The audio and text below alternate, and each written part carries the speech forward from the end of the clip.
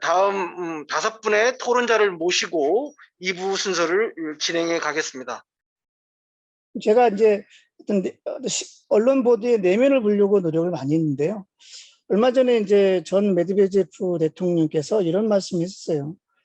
러시아는 중국, 아프리카, 동남아 전 사회주의 국가로부터 지지를 받고 있다. 상당히 궁색한 발언이거든요. 러시아가 지금 얼마만큼 우크라이나 전쟁으로 인해서 고립되고 있는지를 전 메드베제프 대통령이 한 발언에서 저희가 알 수 있습니다. 심지어 최근에는 이제 페이스북, 인스타그램, 심지어는 이제 GPS까지 이제 차단을 좀 하려고 차단을 이미 했고요. 지난 3월 4일 날. 심지어는 스위프트 제재라든가 기타 금융 제재보다 더 엄청난 제재. 러시아의 인터넷 내부망이 끊길 거라고 하는 괴소문까지 돌았습니다. 그래서 러시아의 정통부에서는 그럴 일 없다라는 이제 부정하는 이제 보도를 했고요. 만약에 인터넷망이 끊기게 되면 사실은 완벽하게 이제 고립이 되는 거죠.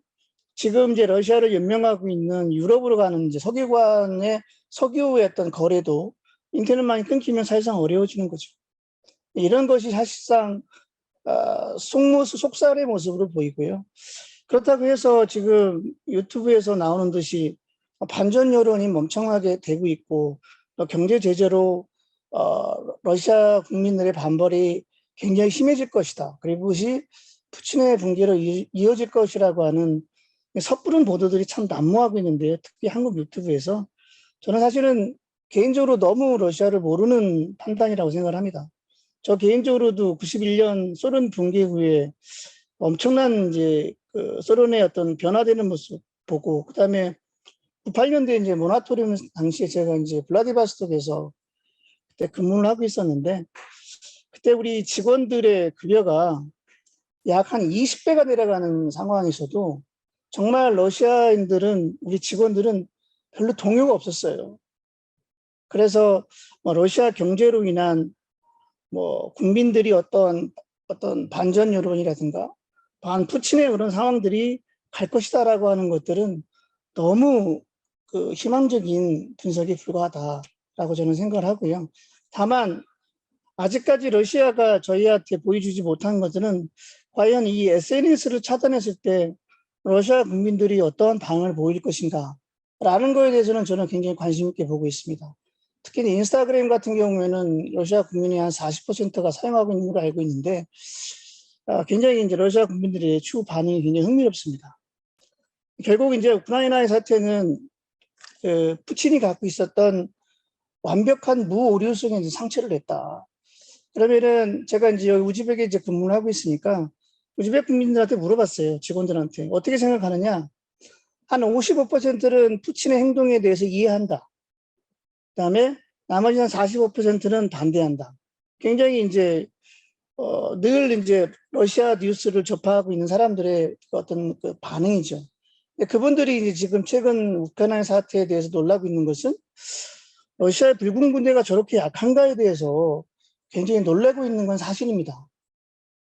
그래서 지금 우즈베키스탄을 비롯한 카자흐스탄 시아의 국가들이 굉장히 포지션이 지금 애매해요.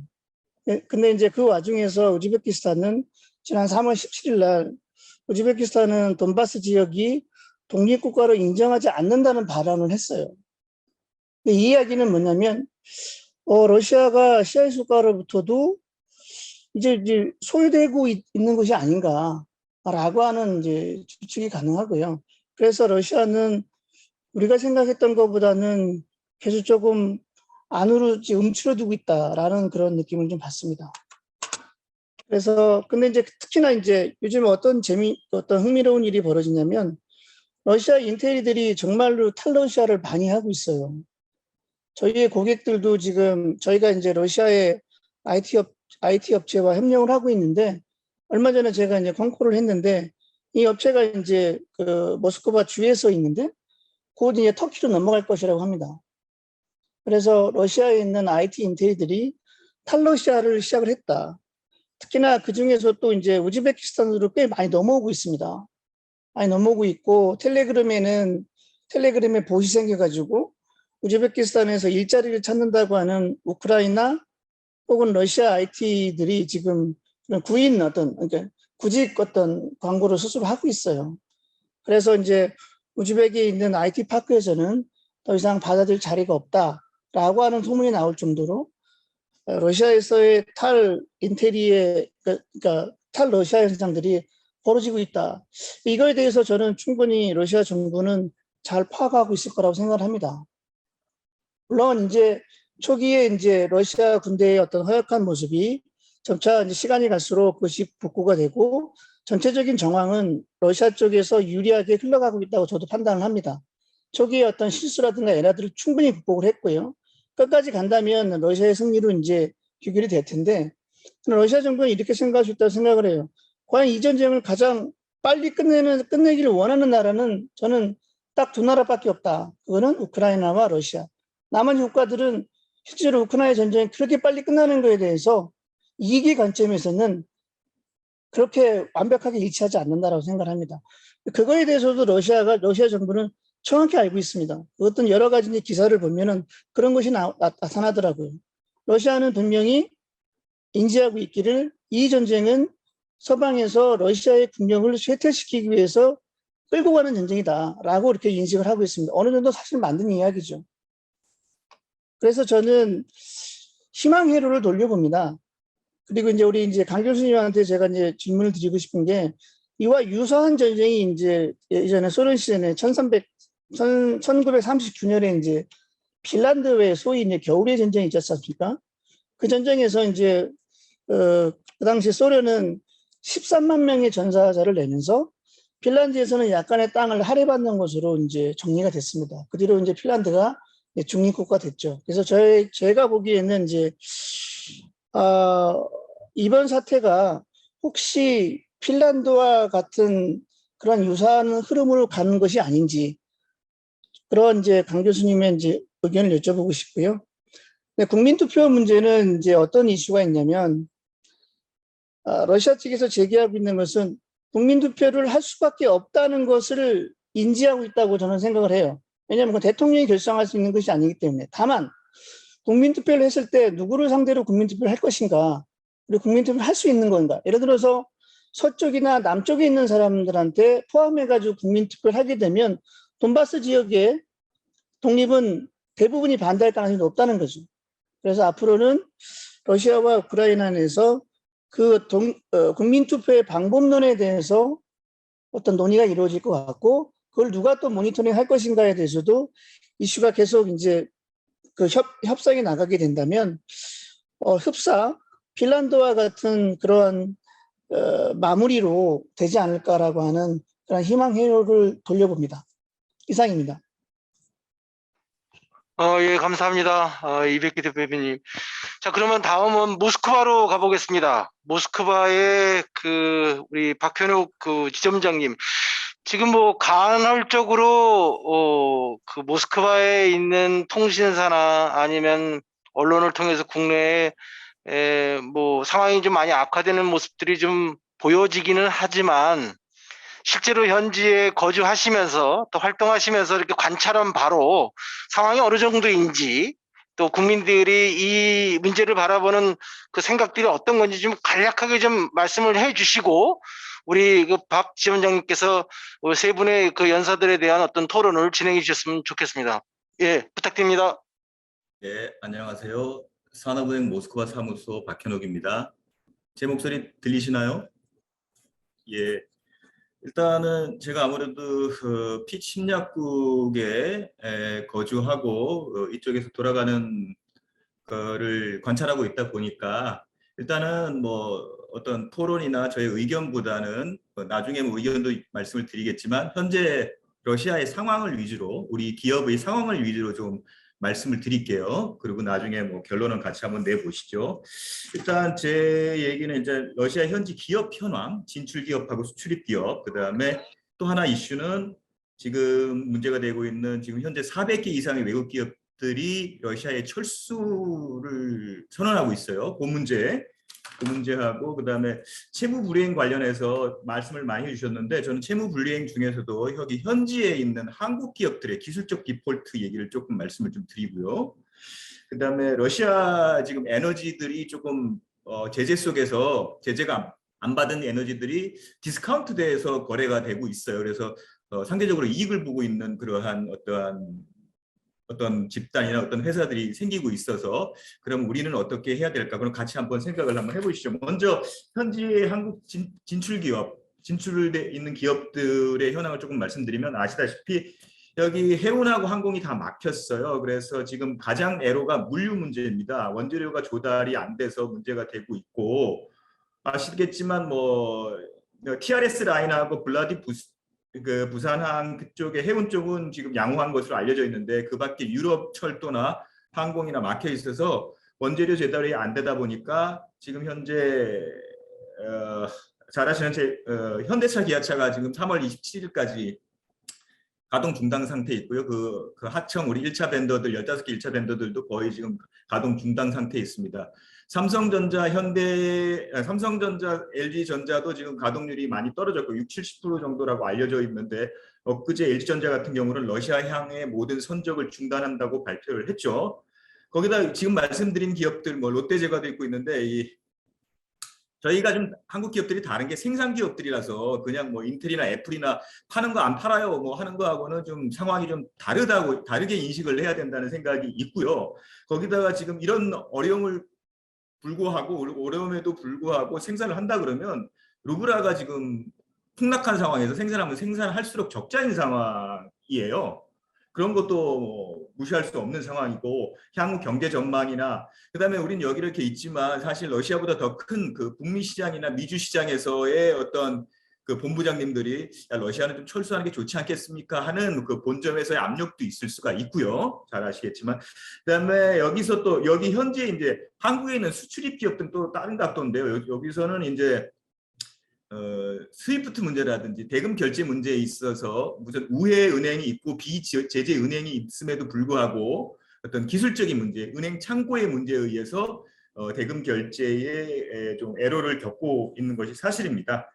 간단히 요거는 이렇게 마치고요. 지금 400개 이상의 외국 기업들이 철수하는 문제가 러시아에서 사실은 굉장히 심각한 문제고 지금 러시아 정치인들은 뭐 자산을 몰수해버려 뭐 국회에서 뭐 법안을 통과하느니 뭐 그렇게 지금 뭐 정치인들은 뭐 그럴 수 있지요. 하지만 실제로 기업을 운영하는 러시아 기업인들은 어떻게 얘기를 하고 있냐면 지금 서방의 경제 제재보다도 훨씬 더 고통스럽다. 외국 기업들이 지금 우리가 어떻게 해서 지금 이렇게 들어와 있는 기업들인데 만약에 이 기업들을 갖다가 이 기업들을 갖다가 자산을 몰수하게 되면 이 우리나라 러시아 경제를 1917년 혁명 이전으로 되돌릴 것이라고 하는 그러한 뭐 루사레 대표이사도 그런 말씀을 하셨고 굉장히 그 곤욕스러운 상황이에요. 이게 어떻게 보면은 이제 국제적인 뭐 자유민주주의 수호 이런 차원에서 러시아 젤렌스키 대통령도 공개적으로 지금 떠나달라고 요청을 하고 있고 실제적으로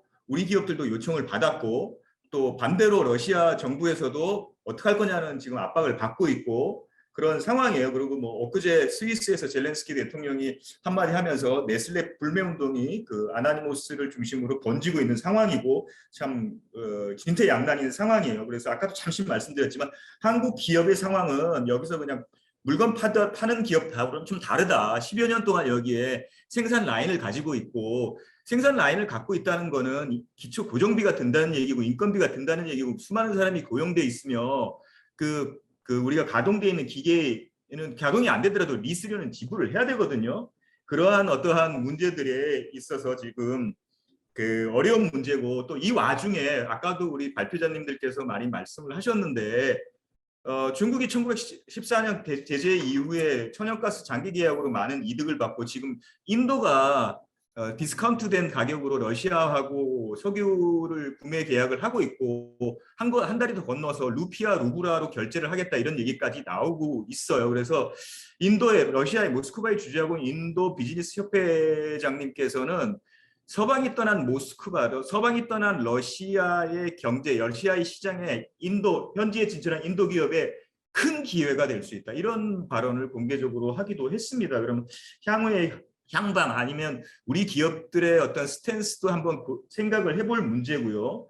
그 문제 잠시 넘어가고요. 그다음에 채무 디폴트 문제는 뭐 말씀을 하셔서 어떤 상황인지는 다 알고 계셔서 제가 구체적으로 말씀은 안 드리고요. 다 이미 논의가 됐으니까. 그중에서 한국 기업들의 기술적 디폴트 문제가 좀 있는데요. 한국 기업들도 여기서 러시아에서 뭐 론이 있고 대출을 해왔을 거 아니겠습니까? 그런데 서방이 러시아 달러를 막았듯이 러시아 정부도 외화 유출 금지를 위해서 외환 안정화 정책을 쓰고 있어요. 다시 말해서 한국 기업들의 해외 론을 갖다가 갚지를 못한다는 얘기예요.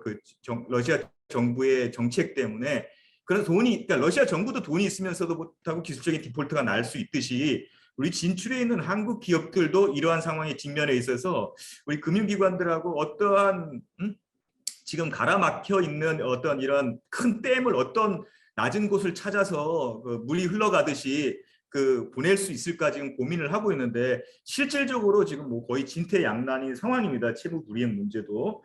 그다음에 마지막으로 제가 좀 긴가요? 러시아 디스카운트 문제에 있어서 에너지 문제에 있어서 지금 뭐 천연가스 아까 말씀드렸고 석유도 그렇고 석탄 같은 경우도 지금 많이 올랐죠. 석탄 가격이 지금 국제 시세가 호주 기준이 스탠다드인데 한 240불, 400불 넘어갔었죠. 240불, 250불 내어 가고 있는데 지금 러시아 석탄 품질은 똑같다고 하는데요. 지금 200불 이하로 거래가 되고 있어요. 그럼에도 불구하고 선뜻 바이어를 찾기가 쉽지 않은 상황이라고 하니까 어떻게 보면 러시아 입장에서는 울며 하지만 이제 어떻게 보면 지금 현재 석탄 가격은 기존에 비해서 상당히 높은 가격이죠. 뭐 100불, 120불에 팔던 석탄 가격이니까. 그럼에도 불구하고 상당히 이익을 보는 어떤 국가, 이익을 보는 어떤 단체가 있다는 이런 말씀을 좀 드리고 싶습니다. 네, 제 발표는 여기까지, 제 말씀 여기까지 드리고요. 궁금한 점 있으면 말씀해 주십시오. 예, 감사합니다. 그러면 이제 모스크바의 이야기를 들었는데 우리하고 가장 가까운 곳에 계신 우리 블라디보스톡의 전명수 대표님께서 그곳 상황을 잠깐 좀 말씀을 해주시면서 또 여러 경로로 또 무역협회랑 또 기업인들을 상대로 컨설팅도 해오시고 또 강연도 해오시고 그래서 이런 프로그램에 되게 좀 친하실 것 같아요. 낯설지 않고 기업인들에게 어떤 메시지를 전해주실지 한번 기대를 해보겠습니다. 예, 부탁드립니다. 네, 안녕하십니까. 시크노빅의 전명수입니다. 전 방금 전에 상 교수님한테 소개받은 대로요. 저는 러시아 블라디보스톡에 좀 거주를 하고 있고요. 그리고 저는 우리 기업들을 돕는, 그러니까 러시아 진출을 돕는 그런 비즈니스 컨설팅도 하면서 또 실제로 제가 제품을 수입을 해서 유통도 모스크바, 러시아 전역을 상대로 비즈니스를 하기도 합니다. 그래서 뭐 정치적이나 여러 가지 뭐 많은 관점이 있겠지만 저는 순수하게 여러분들께서 제일 궁금하실 게 현지 이 바이어들이나 현지 사람들은 무슨 생각을 하고 있는지 그리고 이 사람들은 무엇을 걱정하고 있는지 그런 부분이 굉장히 궁금하실 거라고 생각을 합니다. 그렇지 않아도 상 교수님께서 말씀해 주신 것처럼 저는 거의 하루가 몇 통을 받는지 모를 정도로 계속 전화만 받습니다. 주로 이제는 기업들이 이제는 많은 어려움을 호소를 하고 있는데요. 그러한 또 덕분에 힘입어서 제가 최근에 러시아 우리 기업들을 많이 만납니다. 그래서 기업들도 만나고 또 제가 지방 외교를 좀 도와주는 그런 역할도 하면서 이 정부 사람들도 만날 기회가 있습니다. 그래서 그런 분들하고 이야기한 내용들을 좀 짧게 말씀 좀 드릴게요. 먼저 러시아 정부, 그게 제가 여기서 만난 거는 이제 연해주에 있습니다. 연해주 사람들을 만나면서 최근에 우리나라가 비호 국가로 지정이 됐지 않습니까? 그러면서 정말 러시아 공무원들이 우리 대한민국을 어떻게 생각하는지 말 그대로 어딘가에 정부로부터 큰 지침을 받아서 한국과는 뭐 얘기도 하지 말라, 뭐 별로 그렇게 우호적으로 뭐 대화할 필요도 없고 무슨 사업을 만들 필요도 없고 뭐 나름대로 좀 대화를 좀 차단을 해라, 그럴 거 아닌가 하고 걱정을 많이 하시더라고요. 그래서 실제로 만났는데 제가 느끼기에는 뭐 정부의 지침도 뭐 물론 그렇게 있지만은 그건 그대로 하면서 우리는 그래도 계속해서 한국과 계속 친구라고 생각하고 또 나름대로 계속 상황은 이렇지만은 바로 예전처럼 돌아갈 수는 없겠지만은 계속 대화를 하고 싶다. 조금 이게 민감한 얘기도 할 수 있는데 전 쉽게 말씀드릴게요. 상대국인 옆에 있는 일본보다 낫지 않느냐. 일본은 굉장한, 제가 볼 때는 굉장히 뭐랄까 이번에 이 사람들한테, 이미지한테, 러시아 사람들한테 아주 각인이 된 것 같습니다. 뭐 나머지 얘기는 제가 드릴 수는 없는 것 같고요. 그래서 그런 부분에 있어서 우리는 좀 기다리겠다. 그리고 지금 당장 너희들이 옆에 그런 미국이나 그런 나라가 있어서 당장 어떻게 할 수는 없겠지만은 그래도 우리는 시간을 갖고 기다릴 거고 마음은 변치 않으니 그냥 시간이 되면 다시 우리끼리 하던 대로 계속 만나고 그리고 대화하고 잘 지냈으면 좋겠다. 그런 이야기로 많이 가더라고요. 예, 그건 참고하시면 될 것 같고요. 기업들을 좀 만났어요. 주로 한국 기업 제품들을 취급했던 그런 여러 업종의 기업들을 만나서 하는 말은 일단 한국 우리 기업들한테 파트너들한테 하고 싶은 얘기 뭐냐 물어봤더니 좀 기다려달라. 조금 상황이 차분해질 때까지 조금만 기다려달라. 그러니까 지금은 뭐 너무 서둘러서 우리한테 너무 뭘까 금방 뭐가 일이 난 것처럼 러시아가 이렇게 위기가 아니니 뭐 당장 내가 부도가 나서 길바닥에 앉을 그런 상황은 아니니 조금만 기다렸고 좀 지켜봐 주셨으면 좋겠다. 다만 왜 기다려야 되느냐 물어봤더니 잘 알지 않느냐. 지금 물건을 수입하고 못하는 거, 뭐 수입을 못하지는 않는다. 물류망이 예전보다는 많이 협소해져서 조금 많이 뭐랄까 활성화되지 못하지만은 지금 물건을 갖고 오는 건 문제가 아닌데 문제는 제품의 손익을 기준을 맞추기가 어렵다. 무슨 말이냐? 예전에는 70에서 80에서 달러당 루블을 적용을 해서 가격을 먹일 수가 있는데 지금은 가격을 자기가 매길 수가 없다. 왜? 나는 한국에서 물건을 가져오면은 다 프리페이먼트를 지급을 해야 되고 달러가 됐든 뭐다 다 지급을 하겠죠. 근데 나는 가지고 오면은 이 루블이 나중에 100이 될지 120이 될지 150이 될지 모르는데 계속 가치가 떨어지면 나한테는 그대로 환차손이다. 그러면 나한테는 아무 의미가 없는 비즈니스 하는 거다. 그런 부분 때문에 조금 상황이 호전될 때까지 기다려달라. 그거 언제까지 봐야 되냐 그랬더니 대부분이 다 5월을 얘기해요. 왜 5월인지 잘 모르겠지만은 여러 가지 혹자는 어떤 사람들은 전승기념일 전에 다 해결되지 않겠느냐. 그리고 다시 시작하자고 나오지 않겠느냐. 뭐 여러 얘기도 해요. 근데 대부분의 사람들이 5월 정도 되면은 좋아진다는 그 의미가 이 루블, 그러니까 환율이 100으로 가는지 150으로 가는지 아니면 180으로 가는지 답은 나올 거 아니냐. 방향성은 지금 모른다. 하도 널뛰기가 크고 등락이 너무 심하다. 그래서 자기들은 5월 정도 되면은 환율이 100이든 어디든 간에 자리를 잡힐 거다. 그때 우리는 조금 안정적으로 비즈니스를 다시 시작할 수 있을 것 같다. 그런 이야기가 대부분입니다. 그래서 물어봤어요, 저도. 이게 실제로 뉴스에서 나오는 거 있지 않습니까? 매번 뉴스가 나와요. 요즘에는 러시아 뉴스는 뭐 제가 살면서 얼마 살지 못했지만 살면서 가장 많은 뉴스를 많이 보는 것 같아요. 알아서 뭐 자동으로 생산을 하니까 제가 뉴스에 있는 자료보다는 러시아 기업인들이 바라보는 좀 뭐랄까 인사이트를 한번 제가 물어봤어요. 환율은 어느 정도 될 것 같냐? 환율은 절대 떨어지진 않는다. 너 봤느냐? 클림 때도 그렇고 우리가 40, 80, 지금은 120까지 갔죠. 105로 왔다 갔다 하지만은 결국에는 널뛰기 2배치기를 할 거다. 그러면서 자기가 볼 때는 좋으면은 90, 안 좋으면은 뭐 정상적으로 봤을 때는 100에서 105, 세 자릿수는 불가피하다. 그래서 100 정도로 100에서 110을 보고 자기들은 손익을 다시 내려고 생각을 하고 있다. 다만 상황을 좀 지켜보고 더 악화되면 150까지 내려갈 수 있기 때문에 지금은 조금 뭐하다. 얘기하기가 조금 애매하다라는 겁니다. 그래서 그럼 지금 장사는 어떻게 하고 있느냐 물어봤어요. 그랬더니 제품은 있는데 재고는 있어요. 왜냐하면 재고가 없는 거는 러시아에서 장사를 안 하겠다는 의미하고 똑같거든요. 그래서 재고는 있어. 근데 어떻게 하고 있느냐. 판매를 하면 환차손이 계속 나올 수가 있으니까 지금 환차손이겠죠. 당연히 수입을 했을 때 거의 70배 했고 거의 70배에서 80 사이 했을 거니까 다 창고에 쟁여놓고 있어요. 그래서 2달은 견딜 수 있다. 내가 2달간 한 지켜본 다음에 5월 정도 되면은 그때부터 나는 오피셜하게 다시 재개를 하겠다. 그래서 현재는 바이어들이 그런 상태다. 그러니 한국 우리 기업분들한테 물론 오더를 못 주고 바로 뭐 수입을 못해서 사이클이 빠르지 않아서 조금 불안해하고 또 뉴스가 워낙 요즘 그런 어려운 뉴스, 부정적인 뉴스만 나오니까 별의별 생각을 다 하시겠지만 조금 기다려줬으면 좋겠다. 그래서 일단은 5월 정도까지는 자기가 바라보고 있다. 그게 이제 그런 얘기를 합니다. 근데 아까 세 분 선생님께서 말씀하신 것처럼 가장 어려운 거는 지금 무서워하는 거는 인플레이션이에요. 경제 성장률이 뭐 마이너스 5%, 마이너스 10%, IMF가 마이너스 18%까지 봤죠. 그래서 보통 최대 마이너스 역신장 10%까지 바라보는데 그것까지는 자기가 말은 해요. 크게 뭐 이렇게 뭐 모르겠다. 자기들이 느끼기에는 정부 입장에서는 그게 영향이 있을지 모르지만 하지만 기업하는 장사하는 나로서는 인플레이션이다.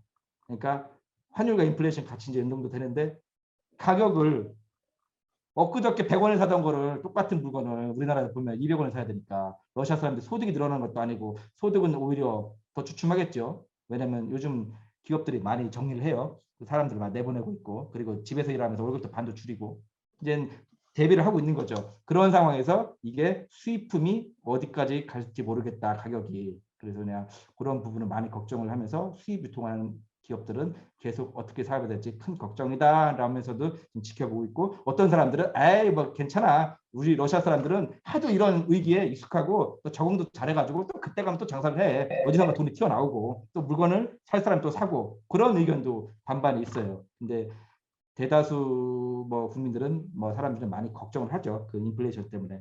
그렇게 조금 다수가 그런 얘기를 하고 있고요. 최근 여기 상황을 좀 말씀드릴게요. 그 가게들이, 오프라인 샵들이 많이 빼고 있어요.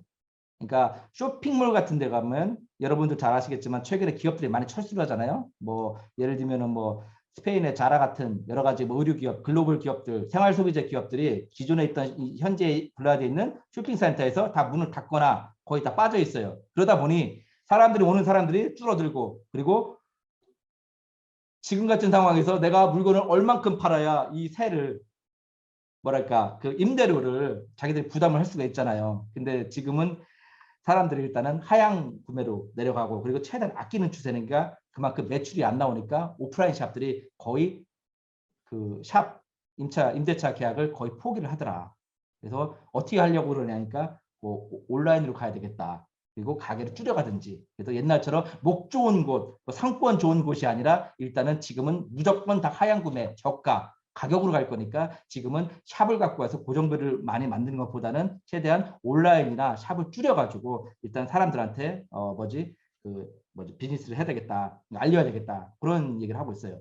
또 하나 포인트는 인스타그램이 여러분 받았잖아요. 근데 그게 굉장히 러시아 사람들한테는 커요.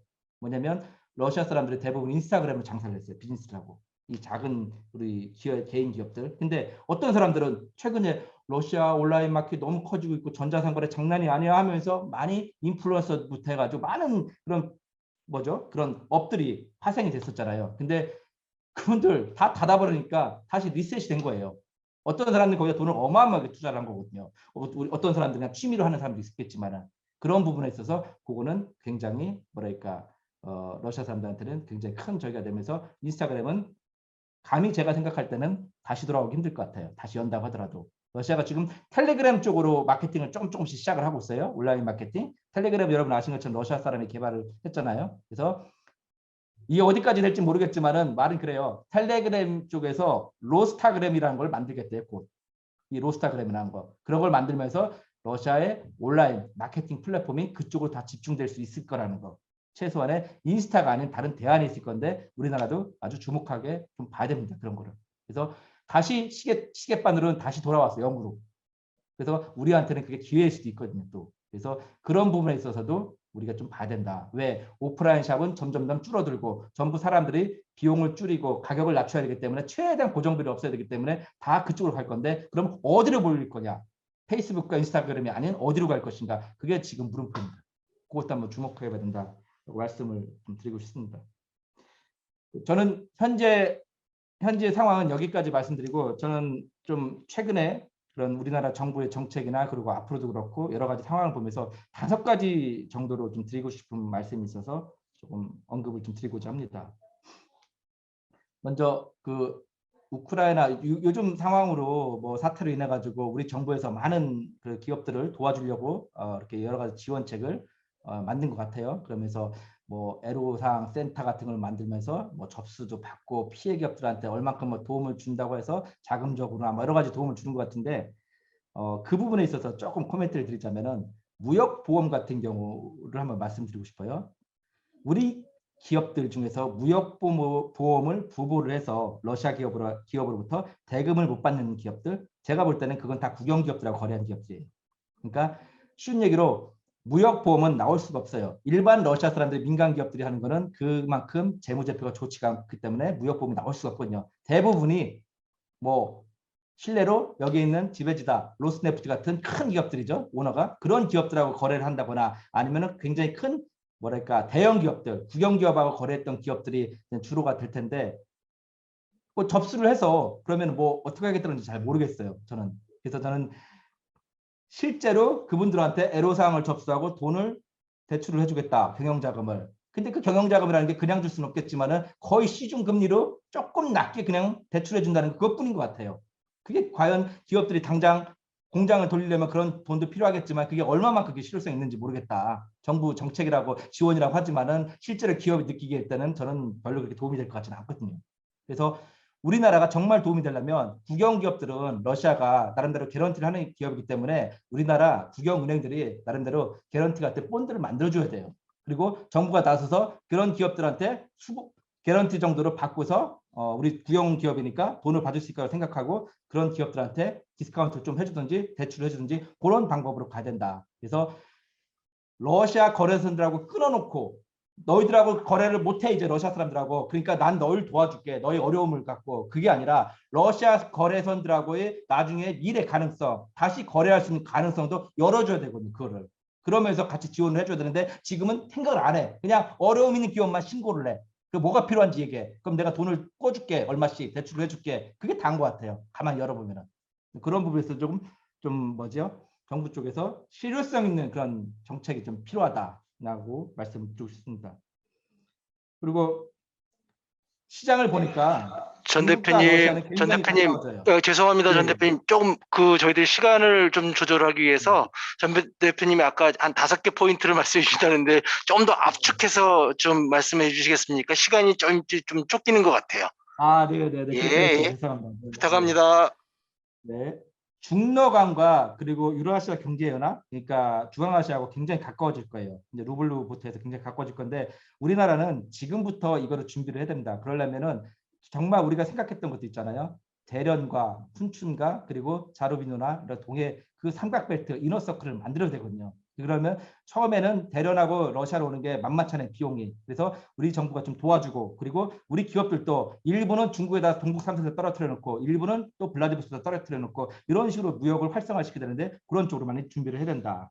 그리고 우리 기업도 기존에 이제 진출해 있는 기업들 제품들은 스펙을 다운을 시켜야 된다. 그러니까 용량이 1kg짜리 하던 사람들은 500g을 듣든 300g을 듣든 다운을 시켜서 가격을 맞춰줘야 된다. 러시아 사람들은 일단 돈이 부족해. 없어. 500원짜리 사 먹던 사람들이 500원을 못 사 먹어. 그러면 250원짜리 사 먹으려면 우리가 그들을 잡으려면 손님들을 고객을 잡으려면 그만큼 다운시켜서 거기에 맞는 제품을 만들어줘야 된다. 그리고 마지막으로 비전략 물자. 요즘 굉장히 연락이 많아요. 러시아 공장들이 100% 생산을 못하는 게 원료를 대부분 유럽에서 가져가요. 100% 원료가 아닌 자국산이 아닌 그러다 보니까 별의별 원료가 다 와요. 그러니까 뭐 생활용품 세제부터 해서 기저귀, 여자 생리대 등등등 만드는 그런 재료들을 많이 급하게 구하고 있다. 그러니까 우리나라 차원도 정말 정부가 러시아하고 단절을 할 게 아니라면은 비전략 물자 차원에서는 도와줘야 된다. 그래서 마지막으로 그렇게 하기 위해서는 정부 간의 외교는 못하더라도 지방 외교는 놔둬야 돼요. 민간 교류하고 지방 기업들이 하는 거를 물밑에서 많이 도와줘야 되고 그것까지 안 해놓는다면 나중에 러시아하고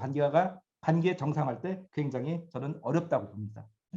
이상입니다. 죄송합니다. 너무 제가 많이 끌었네요. 아유, 아니에요. 우리 전 대표님이 그 현장에서 기업 단위에서 느끼는 고충과 애로 또 그것을 극복할 수 있는 어떤 상세한 방안까지 제시해 주셔서 제가 보기엔 이 그 프로그램을 보고 계시는 많은 그 시청자들과 이 청취자들 또 그런 분들이 실질적인 도움이 되는 이야기를 많이 해주신 것 같아요. 감사합니다. 다만 아쉽게도 저희들이 이렇게 충분히 이렇게 고민한 것들을 털어놓을 수 있는 여유가 없어서 오늘 많은 분들이 아마 발언도 하시고 싶어 하시고 또 토론도 하시고 싶어 하실 것 같아요. 그래서 나중에 또 기회가 되면 한번 또 모시겠습니다. 자, 다음으로 이어서 우리 여시재 그 이대식 박사님께서 토론을 해주시겠습니다.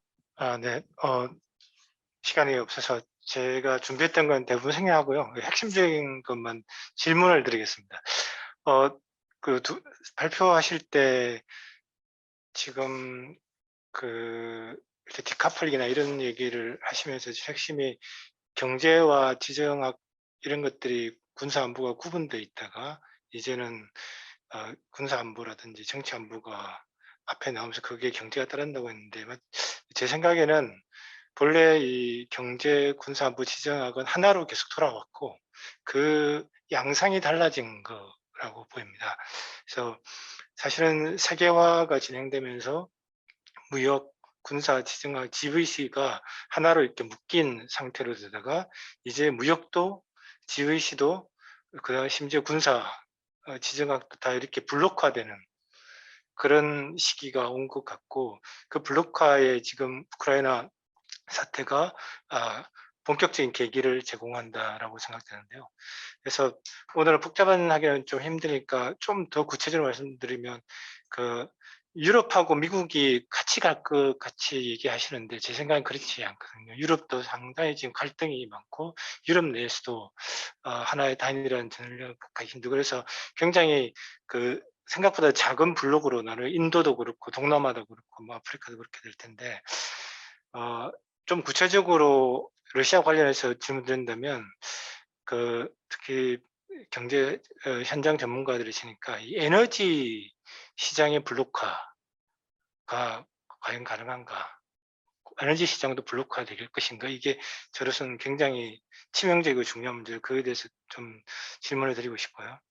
그다음에 이렇게 블록화가 될 경우에 한국과 같은 나라는 현재 한중일이라고 하는 GVC가 깨지고 있는 상태에서 이 동북아에서도 한국은 이탈하게 될 가능성이 높은데, 이럴 때 이것이 한국에게는 오히려 블록 간의 스페이스 인 비트윈 블록스라는 게 나올 수 있지 않습니까? 그랬을 때 이 블록 사이에서 한국의 움직일 수, 마뉴버링 할 수 있는 입지들이 확대가 오히려 되고 그걸 활용할 수 있는 가능성은 오히려 생기지 않을까. 그거에 대해서 굉장히 지혜롭게 대응할 필요가 있고, 북극 같은 경우 스페이스가 우리한테 굉장히 그럴 수도 있다는 생각이 들었습니다.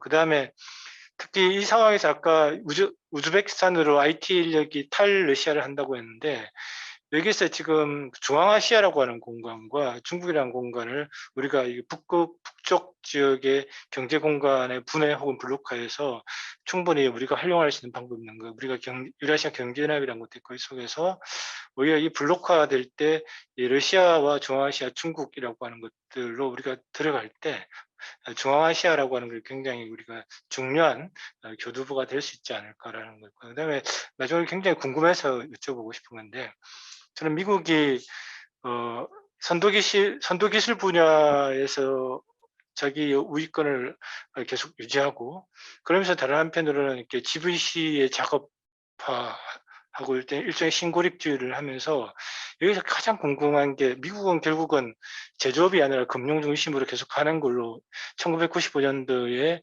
역플라자를 하면서 간 것 같은데, 이번 사태에서도 미국이 강달러라고 하는 이른바 월가의 이해관계를 집중적으로 이렇게 투사하고 있는 것 아닌가라고 하는 그런 질문을 드리고, 그거에 대해서 좀 굉장히 저는 앞으로 향후 미국의 세계 전략에서 굉장히 중요한 지점이, 아까 달러도 얘기했었는데 이 달러 강세라고 하는 게 굉장히 장기적으로 미국이 계속해서 끌고 가려고 하는 건 아닌지가 궁금합니다. 이상입니다. 예, 이대식 박사님 감사합니다. 다음은 우리 그 코트라에서 요즘 제일 바쁘신 분일 것 같아요.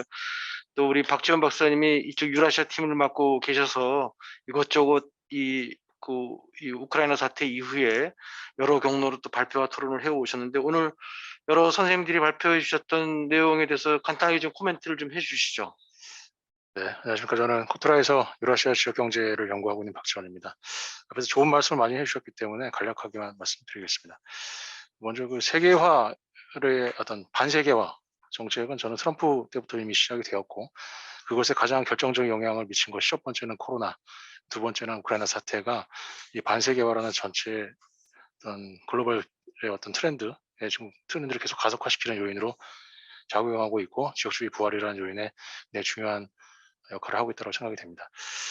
우크라이나 전쟁 관련해서 먼저 첫 번째로는 이제 러시아 경제에 미치는 영향을 조금 생각을 해봤습니다. 사실 러시아가 이런 경제 위기를 맞게 되는 것이 사실은 눈에 보듯이 이제 뻔한 그런 상황인데요. 이 경제 위기를 맞게 된 것이 보면 한 네 번째 정도라고 생각할 수 있습니다. 그러니까 98년도, 2008년도 글로벌 금융위기, 그다음에 2014년도 크림 반도체, 그다음에 지금 네 번째인데, 보면 이제 그때마다 사실은 좀 내성이 많이 생겼습니다. 국민들이 경제 위기에 대처하는 어떤 방식이나 이런 것들을 보면 내성이 많이 생겼고, 실제로 러시아 정부도 2014년 크림반도 때 서방의 대러 제재를 한번 겪으면서 그에 따르는 내부적인 어떤, 모르겠습니다. 그거를 전쟁의 준비의 일환으로 봐야 될지는 모르겠지만 경제적인 측면에서 준비를 해왔다. 그러니까 어느 정도 내성은 러시아가 경제 위기에 대한 내성을 가지고 있다. 라고 보여지고 있고, 다만 문제는 이런 경제 위기가 생길 때마다 앞서 다른 분께서 지적을 하셨지만 중산층이 붕괴가 됩니다. 계속 중산층이 붕괴가 되고 소비자들은 계속 하향 소비를 하게 되고 경제가 자꾸 양극화되는 이런 현상이 반복되고, 경제가 회복되면 조금 좋아지다가 경제가 붕괴되면 다시 이런 현상이 더 심화되는 이런 것들이 이제 계속 반복되면서 체질이 좀 약화되는 이런 특성을 보이게 되는 것 같고요.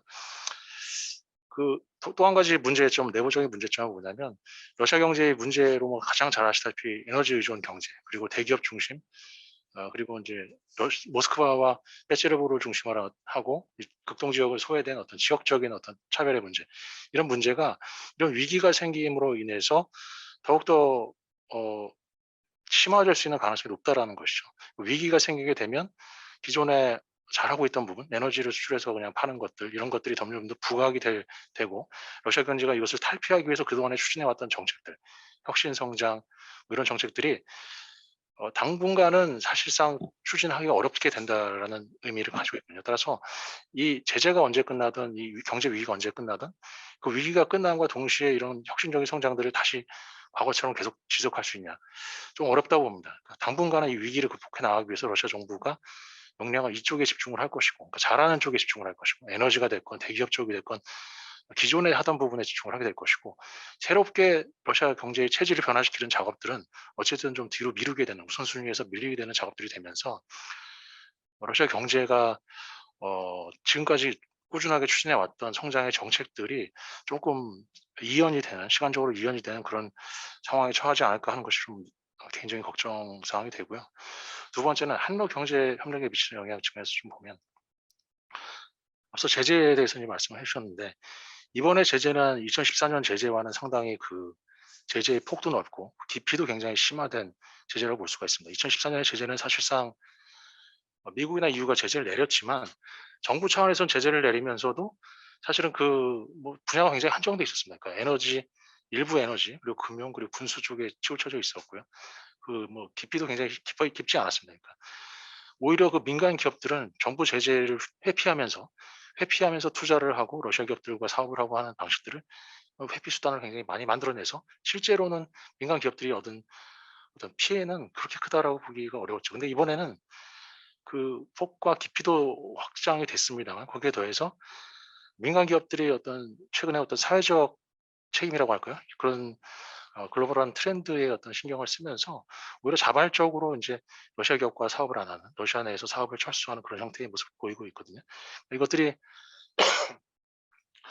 보면 실제로 러시아가 지금까지 겪어보지 못했던 제재의 어떤 폭이나 심화가 굉장히 심한 그런 상황이라 해서 이 정도까지 과연 러시아가 제재를 예상을 하고 이런 사태를 일으켰을까라고 보면 그렇기는 좀 어렵다라고 본다라고 보면, 러시아에 가해지는 어떤 제재로 인한 경제적인 타격은 2014년보다 사실상 굉장히 더 크다라고 볼 수가 있고요. 그럼 이에 따르는 이제 반제재도 러시아가 기존에 2014년 때에도 반제재를 내놨었는데, 반제재 그 당시의 내용을 보면 어떤 러시아 내의 공공기관의 입찰 참여 금지, 내지는 일부 수입품, 식료품이죠. 식료품, 구체적으로 일부 서구산 식료품의 자국산 수입 금지, 이 정도 사실 수준이었었거든요. 근데 이번에 내는 내용들을 보면 제재 내용도 굉장히 강하지만 반제재의 성격도 굉장히 지금 강하다. 그래서 러시아 내부적으로 봤을 때에도 강대강으로 지금 서방과 러시아가 제재에서 부딪히는 모습이 계속 나타나고 있는데, 이것이 어디까지 갈지는 뭐 우리가 지금 현재로서는 판단하기 어렵지만, 과거의 제재, 2014년도에 그런 경제적인 제재의 상황과는 조금 차원이 다른 문제로 지금 계속 확산이 되고 있다라고 볼 수가 있고요. 사실 저는 가장 걱정이 되는 것은 현지에서 기업 활동하고 있는 우리 기업들이 되겠습니다.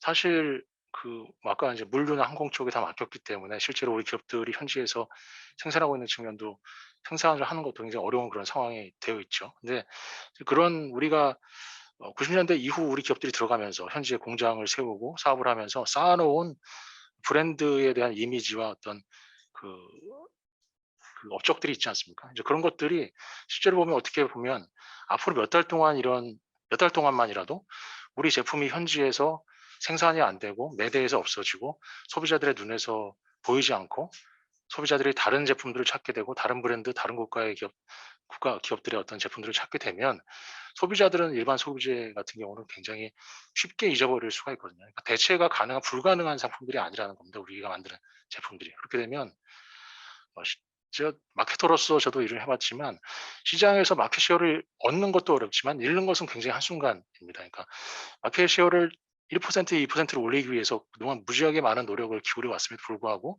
이런 사태로 인해서 팔 수 있지만 제품을 못 팔게 되고 그 마켓 쉐어를 다른 뭐 중국산이 됐건 어느 다른 나라의 제품이 됐건 간에 제품의 어떤 시장 마켓 쉐어를 잃어버리게 된다면 그것을 이후에 다시 되찾는 것은 그것보다 2배, 3배의 노력이 더 필요한 일이거든요. 그게 가장 이제 우려가 되는 것이고 그렇게 됨으로써 지금까지 우리가 20, 30년 동안 쌓아온 러시아 시장에서 어렵게 쌓아온 우리 기업들의 어떤 이런 업적들이 한순간에 다시 제로화가 되고 이런 것들을 통해서 다시 시장에 우리가 재진입하게 해야 되는 그런 노력들을 기울인다는 걸 생각해 보면 그런 것이 이제 가장 어렵다, 가장 큰 문제가 아닐까라고 생각을 하고 아까 뭐 다른 분께서 말씀하셨지만 이런 차원에서 봤을 때 지금 유라시아 경제 연합에 대한 중요성이 조금 커지고 있는 상황이 맞는 것 같다. 왜냐하면 카자흐스탄이나 다른 유라시아 지역 국가들의 생산된 제품들 같은 경우는 이제 러시아를 통해서 무관세 수입이 교육이 가능하기 때문에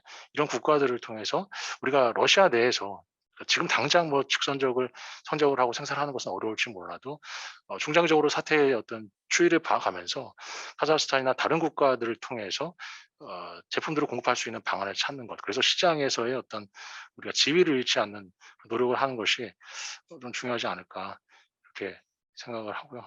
간단하게 여기서 마치겠습니다. 감사합니다. 예, 감사합니다.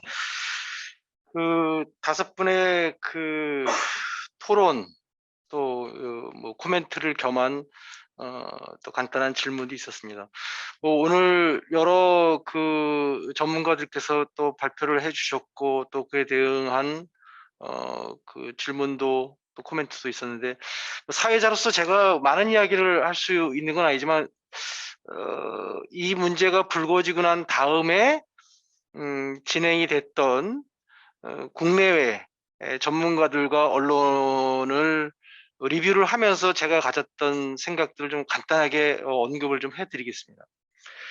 첫 번째는 물론 이 사태는 매우 충격적이지만 우리가 예상하지 않았던 방식으로 진전되었지만 이 충격은 영원히 지속되는 것이 아니라고 하는 거죠. 언젠가는 제재는 완화되거나 해제될 수밖에 없는 것이고 언젠가는 이 유라시아 시장에 있는 이 공간들과 함께 관계를 복원하고 밀착시키는 필요성에 우리가 부닥치게 될 거라고 하는 겁니다. 우리는 미래를 정확하게 예측할 수 없기 때문에 그 시점이 언제인지는 모르겠지만 가능하다고 한다면 조속히 그것이 실현되기를 원하지만 예상보다 이 갈등과 분쟁이 장기화된다고 한다면 그 시점, 고통스러운 시점이 지나고 난 다음 찾아올 우리들의 어떤 새로운 도전을 준비해야 한다라는 겁니다.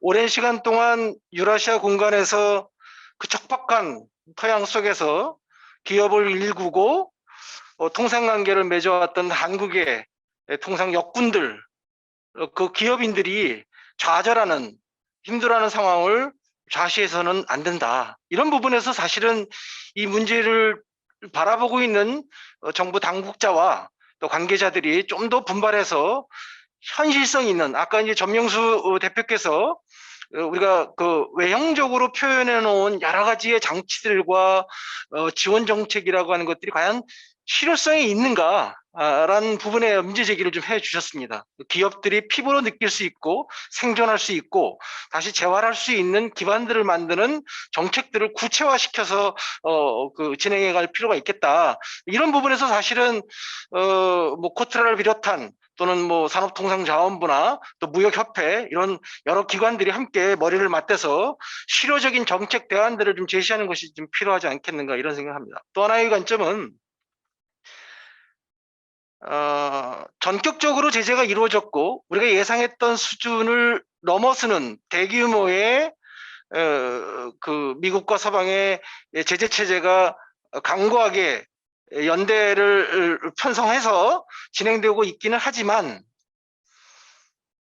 이 제재가 과연 효과적일 것이냐, 그리고 이 제재로 인해서 과연 러시아가 무릎을 꿇고 자신이 저질렀던 오판 또는 오류를 인정하고 서방이 요구하는, 우크라이나가 요구하는 모든 것들을 받아들이겠는가? 저는 그럴 가능성이 전혀 없다라고 하는 겁니다. 실제로 서방의 언론들에서 나타나는 시각과 러시아 쪽에서 나타나는 언론들의 시각을 비교해 보면 그 온도의 차이가 분명히 느껴지지만, 러시아를 오랫동안 연구해왔던 전문가의 입장에서 몇 가지 포인트만 말씀을 드리겠습니다. 러시아의 역사에서, 소비에트의 역사에서, 체제 전환기 러시아 역사에서 단 한순간도 러시아는 제재로부터 멀어진 적이 없었습니다. 규모가 작든 크든 늘 제재 속에서 살았습니다. 그래서 사실은 알고 보면 제재에 익숙하다라는 거죠. 두 번째로는 아까도 우리 연사들께서 많이 말씀해 주셨지만 오랜 시간 제재를 꽤 철저하게 준비해 왔습니다. 물론 그들의 예상을 넘어서는 제재 체제가 작동되고 있고 가동되고 있긴 하지만 꽤 오랜 기간 동안 제재를 준비해 왔다라고 하는 것이고, 제재 속에서 생존할 수 있는 방안들을 여러 채널을 통해서 강구하고 있다라고 하는 겁니다. 그래서 분명히 러시아에게는 심각한 위기이고 도전입니다. 그 위기와 도전을 러시아가 어떤 방식으로 극복하려고 하는지, 그 극복하는 과정에서 과연 한국과 러시아가 함께 할 수 있는 여지가 있는지, 우리도 분명히 그 미국의 제재 체제에 가담하고 있고 참여하고 있는 일원인데, 그런 일원임에도 불구하고 미래에 도래할 그 한국과 유라시아 공간 사이의 협력의 부활, 재활을 예상하면서 우리가 지금 할 수 있는 것이 무엇이 있는지, 그런 부분들을 좀 더 밀도 있게 논의를 하면 좋겠다 이런 생각을 합니다. 또 하나의 문제는 뭐 러시아 쪽의 전문가들과 언론을 통해서 나타났던 비전과 이제 문제 인식입니다. 중국과 러시아 사이의 관계에 대한 좀 더 면밀한 해석과 분석이 필요한 시점에 이르렀다.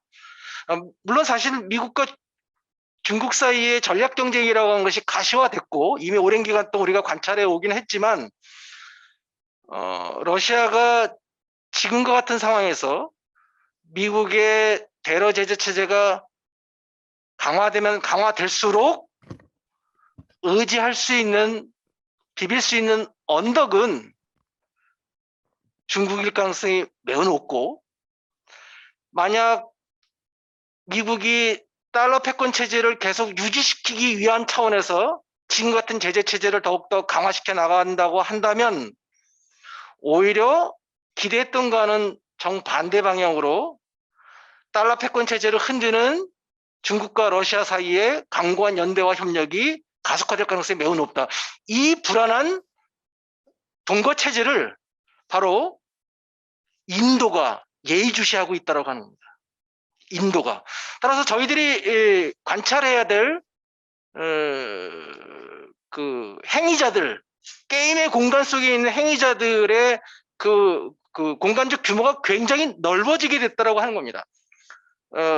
이 동아시아에 있는, 동북아에 있는 분단국가 현실에서 미국과 중국 사이의 패권 경쟁과 전략 경쟁을 관찰해왔던 우리의 공간의 범주들이 이미 유라시아 지역으로 확장이 돼버렸고, 유라시아 공간에서 벌어지는 게임의 미래가 어떤 진로를 밟아갈 것인지에 대해서 남아시아에 있는 인도까지 행위자로 놓고 굉장히 다각적인 그 게임 플레이들을 관찰해야만 하는, 그래야만 우리의 어떤 솔루션을 찾을 수 있는 어떤 미래가 보이는 상황에 이르렀다고 하는 겁니다. 그래서 단순하게 지정학적인 갈등과 분쟁이 발생하는 문제로 우크라이나의 사태를 해석하는 것으로 끝나는 것이 아니라 대한민국의 생존의 문제, 또 이후 한반도에 미칠 지정학적인 어떤 불안정성의 요인까지도 같이 검토하고 미래에 도래할 수도 있는 21세기의 달러 패권 체제 이후에 도래할 새로운 체제가 어떤 체제일지,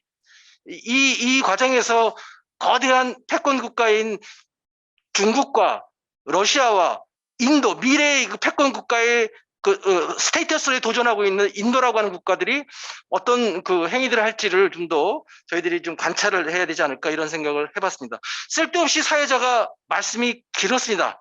이제는 바로 5분의 토론자들이 이야기해 주셨던 부분에 대해서 짧게 오늘 발표해 주셨던 세 분께서 한 2~3분 정도 간단하게 코멘트를 해주시고, 제가 추가로 질문들이 올라오면 그에 대해서 다시 연사들께 질문을 전달해 드리겠습니다.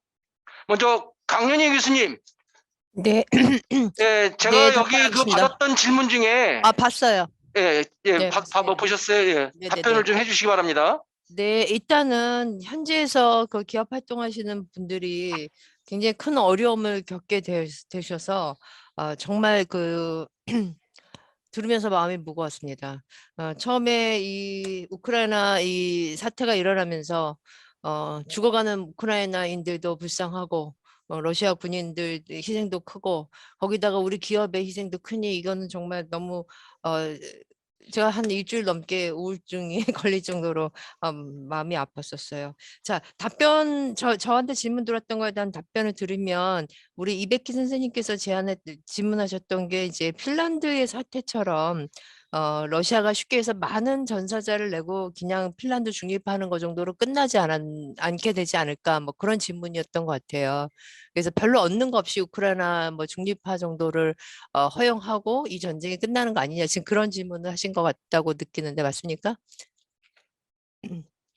네, 일단은 핀란드의 경우는 보면 1939년뿐 아니라 2차 세계대전에 해당하는 41년에서 45년까지도 핀란드가 사실은 독일 측에 섰죠. 그래서 러시아하고 전쟁을 끊임없이 했고요. 많은 피해를 뭐 러시아군도 소련군도 졌지만 핀란드도 그거에 상응하는 희생이 있었는데, 결국은 이런 고통스러운 과정을 거쳐서 핀란드 입장에서 러시아하고 소련과 척을 지기보다는 소련과 이제 뭐 협력 관계에 있는 것이 훨씬 더 유리하다고 생각해서 48년에 핀란드 중립국 어, 소련하고 같이 상호 원조 조약을 맺었던 거거든요. 그러니까 핀란드가 이렇게 중립국이 됐던 그 과정도 지난했고 많은 희생이 따랐었어요.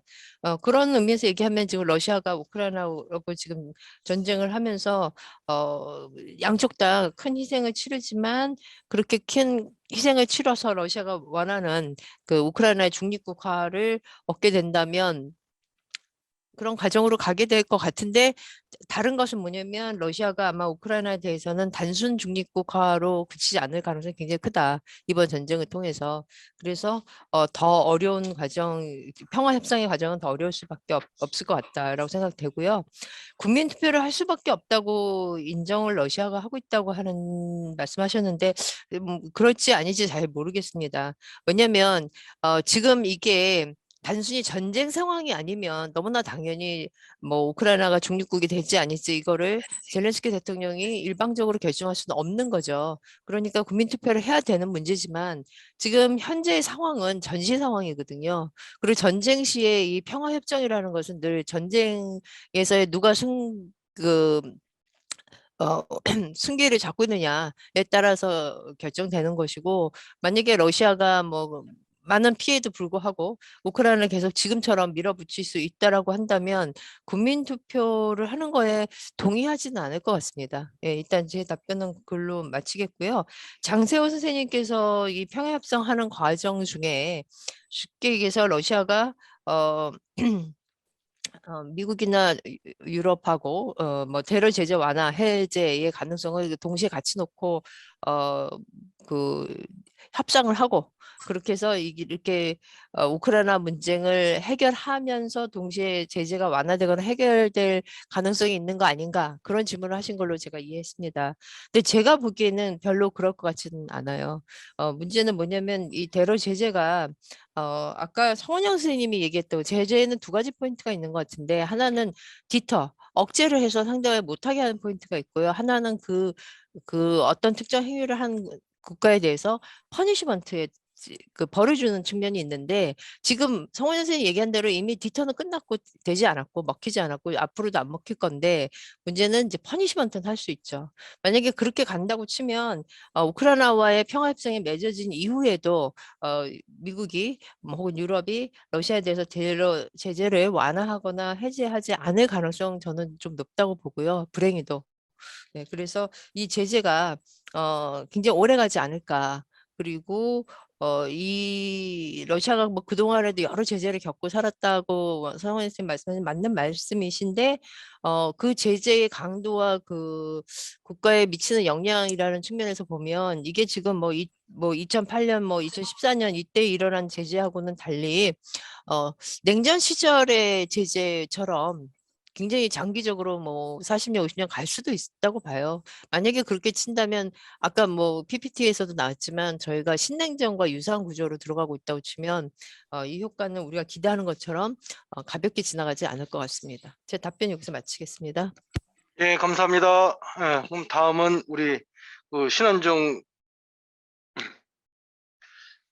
네, 저도 간단히 말씀드릴 건데, 일단, 지금 피해를 보고 있는 기업들, 너무 어려우신 거 알겠습니다. 근데 앞으로 판단의 근거는, 이게 러시아 대 우크라이나의 싸움이 아니고, 러시아 또는 중국이 포함된 이런 나라들 대 미국을 중심으로 하는 이제 서방, 이런 구도로 보는 게 맞을 것 같고요. 그래서 우리나라가 도와줄 수 있는 게 한계가 될 수 있는 이게 상황이, 앞에 강 교수님 말씀하신 것처럼 이게 지난 한 10년간의 이 케이스로 보는 게 아니고 40년, 50년 전에 신냉전 70년대 제가 고등학교 때 이럴 때의 얘기가 지금 나올 수 있기 때문에 판단을 잘 하셔야 되는데, 판단의 근거는 그래서 지금 과거와 몇 년 전하고 비교하시면 안 되고 글로벌 차원에서 한국의 위치에서, 그러니까 저희들은 도와주고 싶은데 예를 들어서 한국의 국가 차원에서는 여러 가지 저쪽에서 또 미국과 이쪽에서 할 게 더 많다고 싶으면은 이 제재에서 우리가 빠질 수가 없는 상황이 될 수 있기 때문에 못 도와드릴 가능성이 있기 때문에 냉정하게 판단을 하셔야 될 것 같고요. 그래서 판단의 근거를 러시아에 국한하지 말고 글로벌 차원의 구도 변화와 한국의 입장, 여러분이 그 대통령이라고 한다면 여기서 어떻게 할 것인가, 이렇게 판단하는 게 중요할 것 같고요. 두 번째는 지난 한 40년 동안 상호 의존론이라는 것 때문에 경제적으로 너무 얽혀 있어서 이렇게 제재를 할 줄을 몰랐는데요. 지금은 경제보다 정치적이고 지정학적인 판단이 우위라는, 왜냐하면 아까 말씀드린 표대로 세상이 바뀌었기 때문입니다.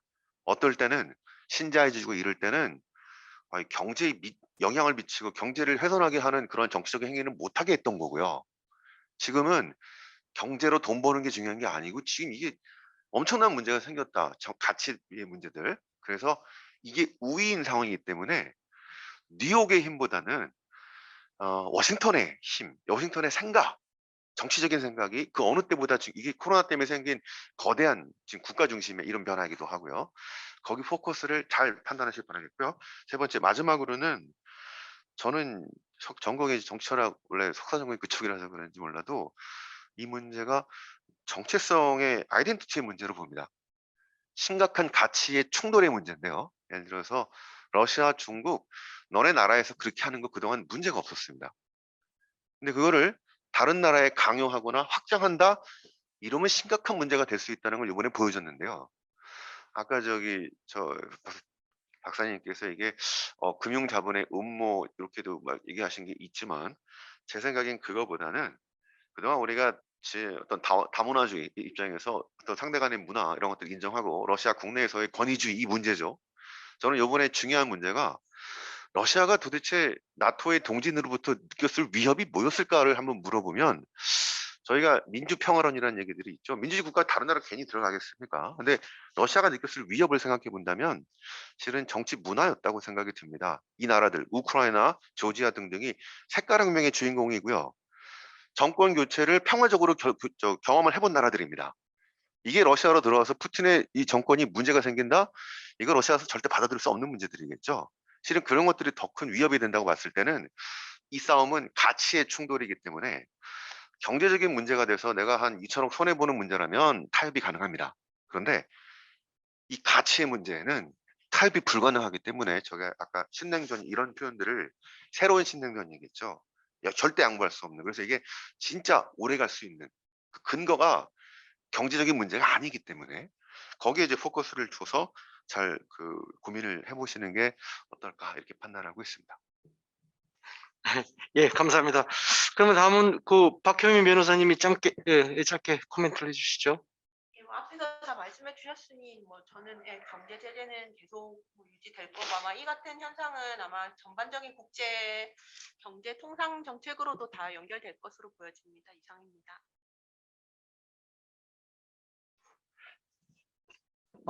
우리 발표를 해주셨던 세 분의 코멘트를 들었습니다. 혹시 지금 저희들 회의 중에 코멘트를 해주셨던 몇 분의 선생님이 다른 일정이 있어서 자리를 이석을 하시긴 했는데, 지금 현재 제가 보기에는 타슈켄트의 이베키 대표님하고 모스크바의 우리 박지전 장님하고 두 분이 계시고 또 블라디보스톡의 전명수 대표님도 계십니다. 혹시 오가는 중에 혹시 놓친 이야기가 있으면 짧게라도 한 말씀 해주시겠습니까? 이 대표님부터 혹시 추가적으로 더 말씀을 해주실 내용이 있을까요?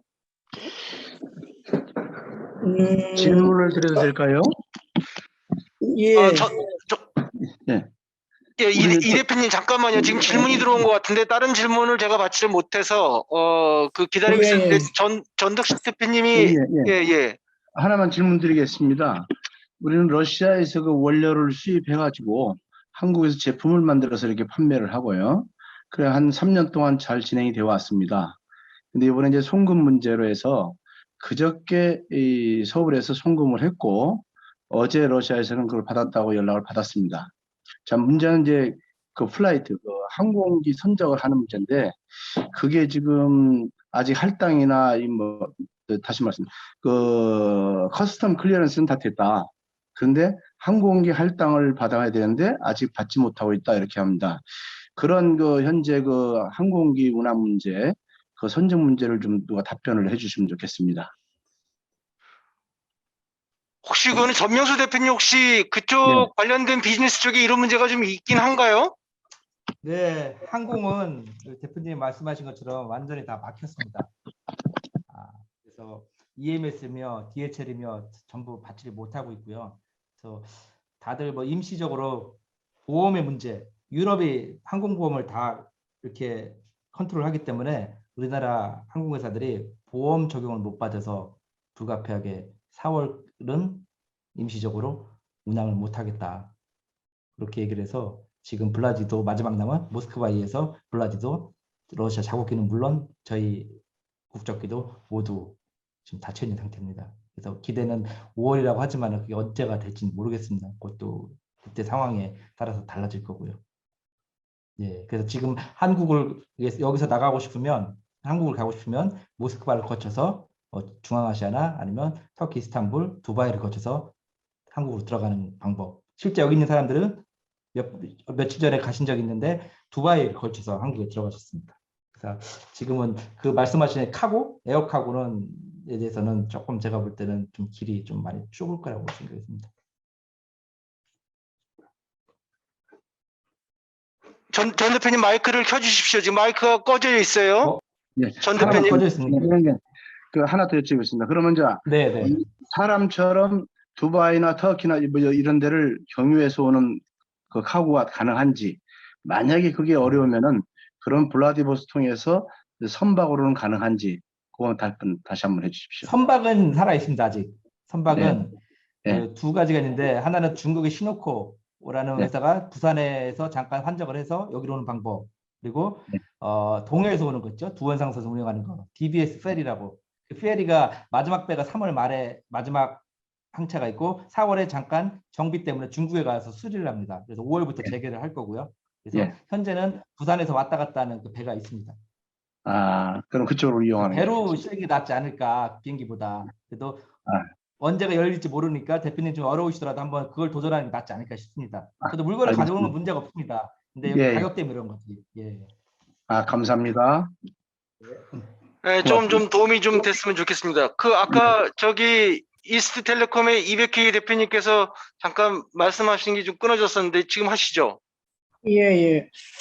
일단은 기업인들의 가장 큰 관심은 이제 이 전쟁이 언제 끝날 거라는 거에 가장 관심을 가지고 있고요. 그런 차원에서 제가 혹시라도 이제 예전에 핀란드 법제 어떤 그렇게 정리가 되지 않을까 싶은데 저는 그렇게 개인적으로 생각을 하고 있어요. 왜냐하면 러시아가 이 전쟁을 전력을 다할 수가 없거든요.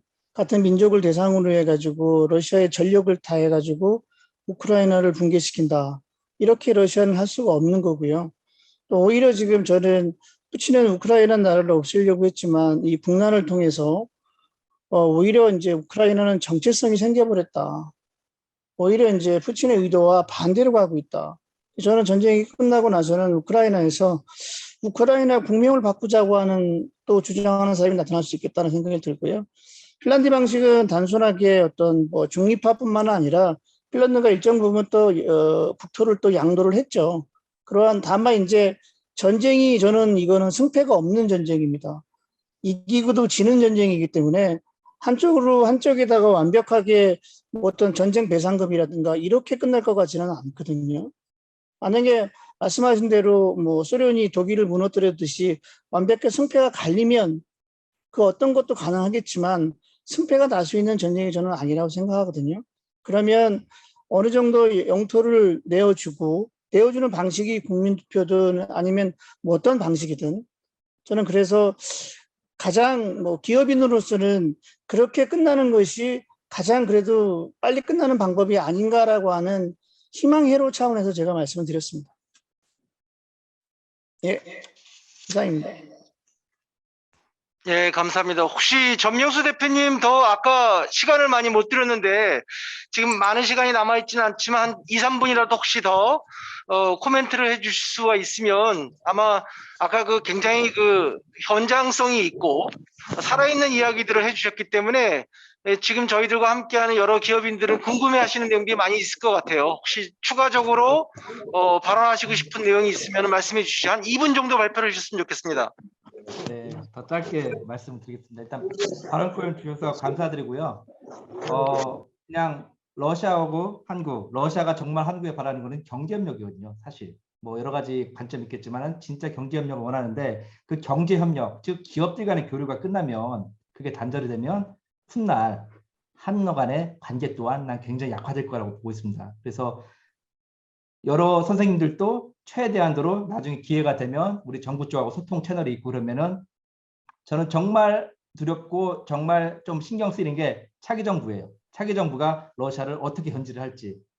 제재야 동참할 수 있다고 하고 국제사회가 이렇게 하기 때문에 우리나라 입장이 있기 때문에 대놓고 우리는 뭐 누구 나라처럼 러시아 편을 들지는 못할 거예요. 이해를 합니다. 하지만 그 밑바닥에서는 최대한 민간이나 그리고 기업들 간의 교류는 적극적으로 더 지원하고 활성화될 수 있도록 그렇게 많이 해줬으면 좋겠어요. 그거를 그냥 막아버리면은 그냥 나는 누구하고 가까워지겠고 한미일과 뭐 저기 된다고 해서 그러면 30년 회기는 물론 90년 이전으로 갈 것 같아요. 그러면 다음 누군가 세대가 또 러시아에 에너지가 있고 우리나라는 또 뗄래야 뗄 수 없는 관계거든요. 다 떠나가지고. 그러면 어떻게 그걸 복구를 할 건지 얼마나 많은 시간이 걸릴 건지 우리나라의 정말 실리주의 입장에서 우리 정부한테 차기 정부한테 선생님께서 많이 어필을 해주셨으면 좋겠다. 그게 제가 꼭 드리고 싶은 말씀입니다. 그다음은 지방 외교를 많이 활성화시키자. 그겁니다. 이상입니다. 예, 감사합니다. 혹시 모스크바의 우리 박 지점장님 잠깐 말씀해 주실 수 있는 내용이 있을까요? 예, 뭐 잠시 뭐 좋은 말씀들 많이 하셔서요. 마지막으로 한 말씀 드리면 지금 뭐 러시아 군인들도 많이 죽고 우크라이나 민간인들도 많이 사망하고 있는 상황에서 이런 말씀을 드려서 참 뭐 송구스럽게 생각을 합니다만은 어째 뭐 사실은 사실이니까요. 일단은 우리 저기 NH의 그 신이사님께서 그 정치 경제적인 논리가 지금 정치적인 논리가 경제적인 논리를 앞서서 있다는 말씀 동감을 하고요. 일단은 그거는 어느 정도 미국이나 유럽 쪽, 그러니까 어떻게 보면 우리가 언론에 노출돼 있는 쪽은 뭐 100% 맞는 것 같은데 실제로 둘이 합치면 30억이나 되는 인구를 가진 중국과 인도에 있어서는 좀 상황이 다르지 않을까. 왜냐하면 인민들이 배가 고프잖아요, 그렇죠? 세계 인권을 논하기에는 아직 그 배고픈 민족들이 아닌가 싶어요. 그쪽에서 지금 석유나 천연가스나 대규모 투자나 뭐 제가 앞에 말씀을 안 드렸지만 여러 가지 러시아 편에 서 있어요, 사실. 군사만 지원을 안 했다 뿐이지. 그렇다 그러면 뭐 이런 상황에서 우리 기업이나 우리 정부나 아까 우리 전 대표님께서도 말씀하셨지만 합리적인 결정을 내리고 여기서 지금 어떤 소용돌이가 치는 것 같아요. 1차 대전 후에 어떤 나라가 흥했고 어떤 나라가 망했고 다시 2차 대전이 발생하는 그러한 어떤 역사가 되풀이되는 그런 것이 있었는데 이번에도 역사는 또 되풀이된다고 하니까 거기서 교훈을 얻어서 우리도 잘 대처를 하고 세계사 흐름에 우리가 남의 나라가 아니라 적극적으로 우리의 의사를 밝히고 그런 흐름의 맥락을 파악했으면 하는 마음에서 마무리 말씀드렸습니다. 이상입니다. 예, 감사합니다. 지금 뭐 특별히 더 그 질문이 들어오거나 그런 거는 아니라서 제가 이제 그 시간도 돼서 마무리를 좀 져야 될 것 같습니다. 대략 한 3시간 가까이 저희들이 유라시아 21과 한국무역협회가 함께 주최한 이 우크라이나 사태 이후 세계경제 한노경제협력 회의를 마무리 짓겠습니다. 굉장히 안타까운 상황이 벌어지고 있죠. 귀한 생명을 또 잃고 있고 그것이 우크라이나이든 또 러시아이든 아마도 원치 않는 전쟁 또는 원치 않는 특별한 군사 작전이지만 벌어졌습니다. 얼마나 지속될지 언제 해결될지 아직은 미궁 속에 있고요. 멀리 떨어져서 일어나고 있는 이 사건이 결코 우리와 무관하지 않기 때문에 예의주시하고 관찰해야겠습니다. 오늘 저희들이 다시 한번 발견한 것은 참 논의할 주제들이 많다. 참 많다. 그리고 여전히 분명하지 않다. 그 말은 현장에 있는 기업인이든 아니면 이곳에 함께 모여서 토론했던 전문가들이든 고민하고 토론하고 밝혀야 될 이야기들이 많이 있다라고 하는 것을 의미하는 것이죠.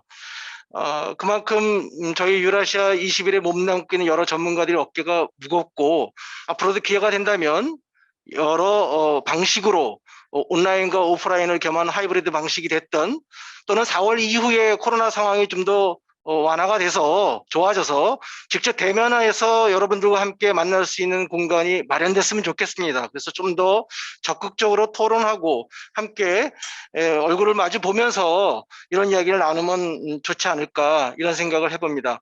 어려운 상황입니다. 정부 당국자도 어려울 것이고 기업인들을 지원하는 무역협회에 있는 여러 그 전문가들과 또 경제단체의 여러 전문가들이 많이 힘들어할 겁니다. 그런데 뭐 어쩌겠습니까? 발생한 것이고 함께 극복을 해야겠죠. 우리들이 함께 여러분들이 지혜를 모아주실 것을 기대하고 오늘과 같이 좀 열정적으로 토론을 해서 합리적인 대안들을 찾아갔으면 좋겠습니다. 저희들이 그 학자들이 많이 존경하는 그 에릭 홉스보움이라고 하는 분이 장기 19세기라고 하는 말을 했습니다. 1789년 공화정의 수립부터 이 자유주의 체제가 무너졌던 2차 세계대전까지를 19세기라고 하는 롱텀으로 봤는데 제가 요즘 당혹감을 좀 느낍니다. 저는 그 1990년대 초반에 그 소련으로 유학을 가서 소비에트 붕괴 과정을 지켜봤고 또 체제전환의 게 혼란, 또 제재와 또 수없이 많은 이 뱅크런과 이런 모습들을 지켜봤는데 사실은 1991년 12월로 냉전 체제는 끝나고 20세기는 끝난 걸로 받아들였는데 이게 21세기까지 넘어와서 이런 혼란으로 이어질지는 정말 예상하지 못했습니다. 근데 어찌됐든 새로운 시대를 낳기 위한 또는 새로운 세대를 진입하기 위한 어떤 고난의 시간이 아닌가라는 생각도 해봅니다. 그래서 혼란스럽지만 뭔가 새롭게 형성되는 것이 있다라고 생각을 하고 함께 머리를 맞대고 관찰을 했으면 좋겠습니다. 3시간 동안 모두 고생하신 3분의 발표자 또 5분의 토론자들 너무너무 고생하셨고 여러분들의 말씀과 토론이 저희들에게 큰 기여를 했을 것이라 믿습니다. 여러분들 모두 고생하셨고 기업인들은 힘내십시오. 여러분들 고생하셨습니다. 다음에 뵙겠습니다. 감사합니다. 감사합니다. 수고하셨습니다. 감사합니다. 네. 그리고 마치기 전에 마지막으로 한 가지 공지 말씀드리겠습니다. 오늘 참여해 주신 분 다시 한번 모두 감사드리고요. 오늘 이 세미나는 녹화가 되었습니다. 그래서 혹시라도 놓친 부분이 있으시다면 그리고 다시 보고 듣고 싶으신 부분이 있다면 가까운 미래에 저희 유라시아 21 홈페이지에 영상이 올라갈 예정이니까 네, 홈페이지 방문하셔서 다시 시청이 가능하다는 점을 알려드립니다. 네, 이상으로 마치겠습니다. 감사합니다.